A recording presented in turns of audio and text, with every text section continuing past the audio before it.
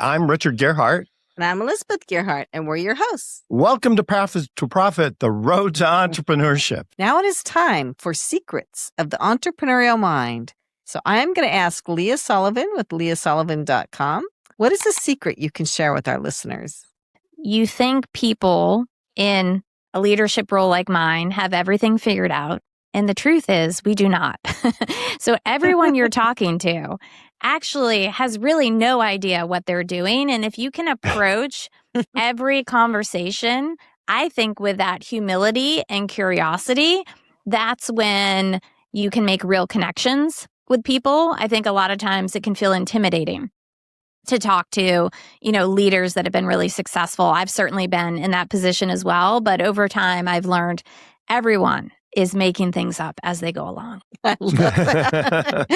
Okay. Wait a minute. Have I been making things up as I've been going along? Oh, my gosh.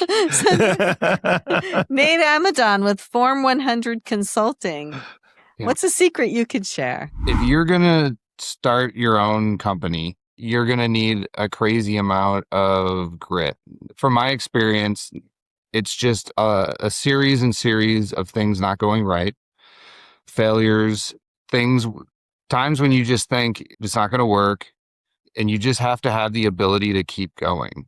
I've been really focusing on, if you believe in your idea and you believe in your product or service, you just have to keep moving and keep going, because you're going to pivot. You're going to come up with new ideas, and there's going to be just failure after failure. But that's all the part of the process of figuring it out. And the goal for me, when people say, how is business going? I always say, I'm still in business. It's a binary. That's a good one. I'll remember that one. We're still here. We're still here. Not dead yet. Lauren Hidalgo with A Warehouse Shop. What's a secret you can share? Both of those were very good. Everyone thinks that when you build something, especially once you actually have a product, it can look very sexy in a way from the front end. For me, in building this business, the secret was actually doing a lot of very mundane and pretty somewhat boring tasks, but I just do them every single day consistently. And unfortunately, no matter the industry or the company, that's probably going to be your life for at least 2 or 3 years until you get to a place where maybe you can spend more time doing more of the fun tasks. But yeah, I guess maybe a secret would be that behind the scenes, a lot of it is not so enthusing or not so interesting. It's a lot of administrative, a lot of day in, day out, make sure that you get these things done so that you make progress slowly, even if it doesn't feel like it, because it probably won't a lot of the time. So yeah, I think that's pretty much it.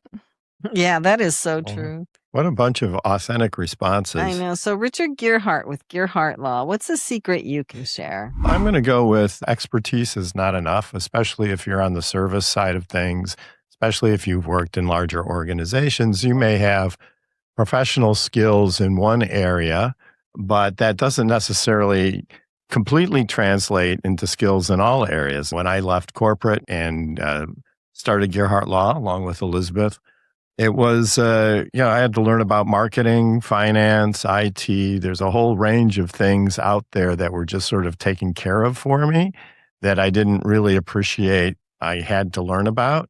So even though I was confident with my legal skills, there was still a big learning curve there. And so if you're going to step into that void, just be aware of that and get as much information and as much support and as many conversations around those things that you don't know about, because that's just as important as the things that you do. Very well said. And for me, Elizabeth Gearhart with Gear Media Studios, I was going to say ride the wave. I think Nate took care of that one, right? But no, honestly, and I changed it actually while Richard and I were practicing for the show, because we always go through the notes and rehearse, believe it or not. It doesn't sound like it, but we do. His phone kept ringing. And it's like, who keeps calling you? Oh, it's my friend, potential spam. Likely spam. Yeah. Likely spam. And so it really made me think, put yourself in your customer or client's shoes. Like, I can guarantee that Richard will never buy something from somebody who calls him up out of the blue with a spam call.